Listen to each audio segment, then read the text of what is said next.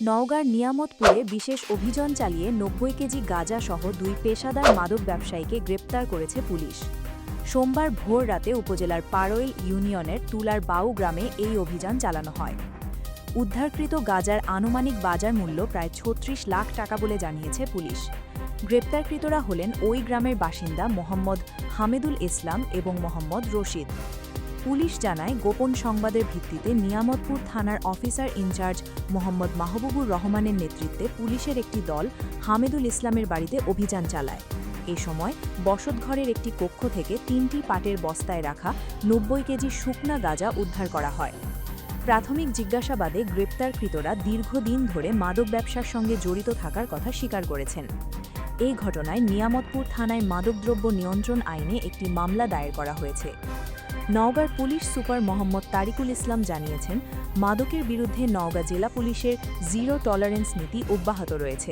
গত রাতে নওগাঁ জেলা পুলিশ বড় ধরনের মাদক বিরোধী অভিযান পরিচালনা করে আমাদের অফিসার ইনচার্জ নিয়ামতপুর থানা তার নেতৃত্বে আমাদের একটা স্পেশাল টিম একটা বড় ধরনের মাদক বিরোধী ড্রাইভ দেয় এবং এটা হচ্ছে আপনার পারোইল ইউনিয়নে এবং সেখান থেকে আমরা 2 জন পেশাদার মাদক ব্যবসায়ীকে গ্রেপ্তার করি এবং একই সাথে ৯০ কেজি, আবারও বলছি ৯০ কেজি আমরা গাঁজা উদ্ধার করেছি, একদম ইনট্যাক্ট প্যাকেট করা এবং এই মাদক দ্রব্য আপনার এখানে গুদামজাত করে রাখা হয়েছিল, সেখানে অভিযান পরিচালনা করা হয়েছে।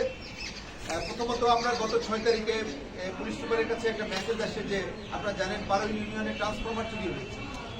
সেইটার তদন্তে আমি করার জন্য অফিসার ইনচার্জকে নির্দেশনা দিই।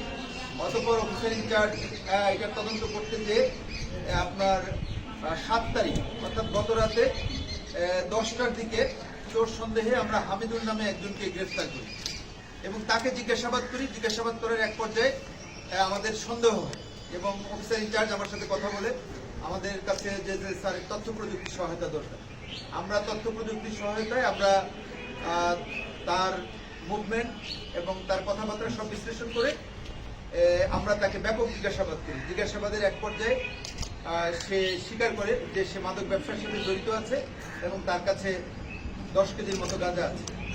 এই অভিযোগের এই তথ্য প্রাপ্তি হওয়ার পর আমি অফিসার ইনচার্জকে একটা বিশেষ টিম গঠন করতে বলি, যে বড় একটা দল গঠন করে অফিসার ইনচার্জ এবং আমাদের প্রফেশনাল এসপিকে সাথে নিয়ে তারা পারোইল ইউনিয়নে আপনার পারোইল ইউনিয়ন এর অন্তর্গত তুলার বাউল গ্রামস্থ সেখানে একটা দোতলা মাটির ঘর, সেখানে অভিযান চালানো হয় এবং এই অভিযানে রাত আপনার 1টা থেকে ভোর 5টা পর্যন্ত একটানা অভিযান করা হয় এবং আপনার বিছানার তোষকের একটা ঘরের মধ্যে এই মাদক দ্রব্যগুলো গাঁজাগুলো সাজানো ছিল। আমরা সেখান থেকে 2 জনকে গ্রেফতার করি। একজনের নাম হচ্ছে হামিদুল ইসলাম এবং তার সহযোগী অপর পার্টনার হচ্ছে মোহাম্মদ রশিদ এবং আনুমানিক এই গাঁজার মূল্য 36 থেকে 40 লক্ষ টাকা।